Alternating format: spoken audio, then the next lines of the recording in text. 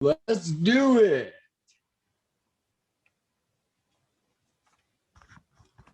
All right, all right. Hello, everyone. Welcome to TV Time Machine Podcast. I'm Luis, I'm Adam. and we love TV. Adam, how was your week? Good. Good. How was yours? Annoying. The ice storms kind of threw uh, what do you say, a stick in our spokes over at work. Lots of people not being able to sign on, worried about them, freezing to death. Texas got hit. A lot of friends there, so that's a weird place to get hit with the weather like that. Yeah. And just general mayhem once again. It seems like mayhem is what this decade wants to be about, I suppose. So what better way to pass the mayhem and to get through the mayhem than with copious amounts of television, right? What else is there to do right What else is there to do? Well, for all those that joined us in our last episode, the pilot episode about pilots, thank you so much. We were all a little all over the place because we were so excited. And it really fits because pilots is kind of where you find your niche and find your audience. So this episode is all about spin-offs. Adam, how would you describe a spin-off to our audience? now? A spin-off is when a show is doing well and the network wants to milk it. That's a really good way to that's a really good way to describe it. Yeah, you have a spin-off playing in the background right now. I have a spin-off of Mork and Mindy starring the late Robin Williams and the amazing Pam Dauber. Oh no, Happy Days is playing behind you now. Now it's Happy Days. Yeah, switched Well, on you. it switched on me, but Mork and Mindy is actually a Happy Days spin-off. Happy Days spinoff. Yeah. So we have our lovely Wikipedia pulled up, and just for some education, a spinoff in television is a new series containing characters or settings that originated in a previous series, but with a different focus, tone, or theme.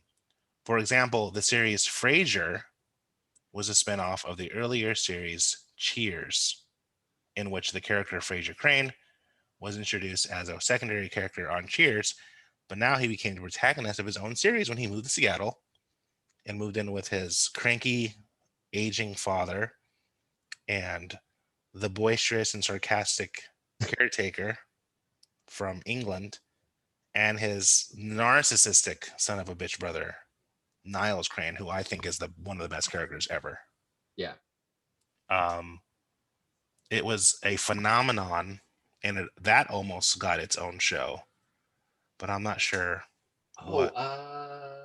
weren't they going to do a spin-off of the caretaker? What was her name again? Damn Because it! at the end, right? Doesn't she get married in the final episode in the finale or Oh, right before the finale? spoilers! I'm not sure. I don't remember the end of Frasier, but I had What was her name? Moira. Was her name Moira? no. It We'll was. circle back to that. Okay, Let's yeah. see. I'm gonna pull up our lovely IMDb, but I thought it'd be cool to talk about some pretty cool, like our favorite spinoffs, and then there's some spinoffs that I didn't even know were spinoffs. But what two shows would you say have the biggest spinoffs according to our Uh, history? I think. Um, I mean, it depends. You can either say Love American Style or Happy Days. Love But American Style. yeah, What is that? Love American Style is the show that Happy Days was a spinoff from. It was also the show that Wait Till Your Father Gets Home, which was a cartoon, spun off from. Oh And wow. Love American Style only got picked up because American Graffiti did well and had similar cast members, such as Ron Howard.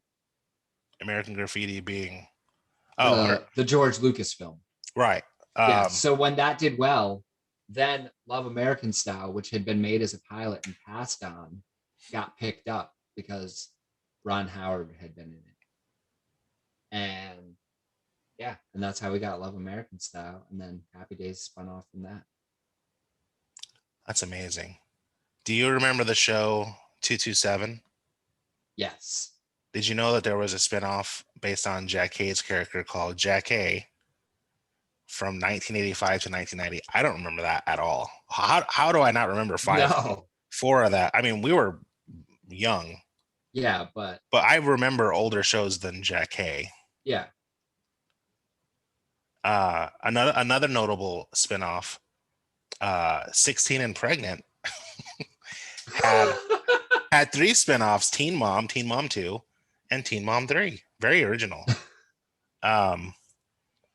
So we were talking about another set of another kind of shocking mother show or parent series, they call them, and then the spinoff series Mhm. was Archie Bunker. All in the Family had an amazing amount of spinoffs. Let's look Yeah. here. There's a ton of spin-offs from that. All in the Family had a total of 1, 2, 3, 4, 5, 6 spinoffs. What are some of those? What are some of those famous spinoffs? There was Maude. Maude with B. Arthur, the late B. Arthur. Yeah. The Jeffersons. The Jeffersons. Good Times. Good Times. Archie Bunker's Place. Checking In. What the fuck is that? It was Florence. Florence from the Jeffersons. Jeffersons. Florence from the Jeffersons. Yeah. The sassy maid that never wanted to work. Yep. Got her own show. Yeah. And there was Gloria. Gloria. And that was. Yeah. So, correct me if I'm wrong. All these like shows were super controversial for their time, produced by Norman Lear, who knew how to push the envelope. Mm-hmm. That guy is still alive and kicking, I think, right? They just did like a live before the pandemic. They did a live retelling of the Jeffersons, like they did a live recording of it, but with Jamie Foxx as George. And according to this, Norman Lear is still alive, still present. He isn't. Man, we got to get him on this show. Could you imagine? Yeah. He also produced and created 704 Hauser. Yeah, tell me about that 704 Hauser. By the way, 98 years old, Norman Lear, still going strong. Wow. 98. So All in the Family had all these, so 6 spinoffs, and then 704 Hauser is an odd spinoff. What was that about? It only lasted for like 5 or 6 episodes. I think there were 6 episodes recorded. Not all of them aired, but it was essentially All in the Family Part 2. It was the same house that All in the Family was set in, with a new multi-generational family living in it. And it was like the son married the girl from down the block and like that kind of thing. But it didn't do well. Yeah, so it's kind of like the Ghosts of the Bunkers. Yeah. That's a strange concept. Very strange. Yeah. By the way, everybody, if you hear that snoring in the background, that's my obnoxious dog snoring again. And if I put him in the other room, it would just make things worse. Interesting. So let's talk about Alf for a second. Okay. Alf was a show that premiered in 1986 about a alien that crash lands into a family's house. Yeah. And of course, naturally they decide to keep him. And he's a cat eating, sarcastic, kind of like mooch. He like lives off them. Yeah.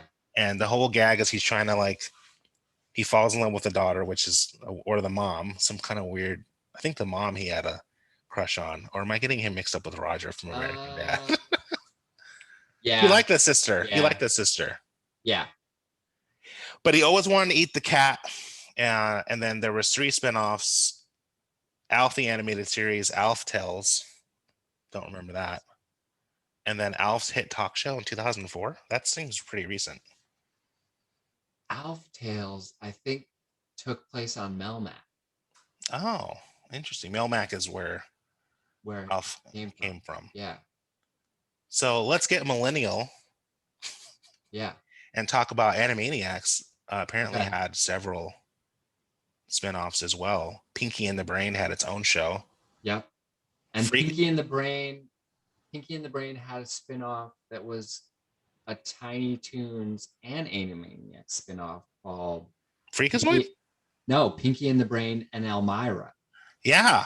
Elmira from Tiny Toons was the girl who like was always preying on little animals and stuff like that, and like accidentally hurting them. Yeah. What a sick fuck. Pinky, Elmira, and the Brain ran from 1998 to 1999. Adam, good memory. Oh God, I stumbled across this. You know what? We're not even gonna go there. Okay, so moving on, The Bachelor had 3 spinoffs: The Bachelorette, Bachelor Pad, and Bachelor in Paradise. Yeah, fun fact. Yeah, we won't even get into that producer from The Bachelor that I cannot stand. We can't get into that story. But an Instagram friend of mine and a comedian named Moses Storm was on The Bachelor, or like psyched everybody out about The Bachelor. So fun. So we're going to take a small little break. And then when we come back, we're going to talk about some spinoffs that some of our younger audience may not even realize was a spinoff. And then we'll talk about our top 5 favorite spinoffs ever. All right.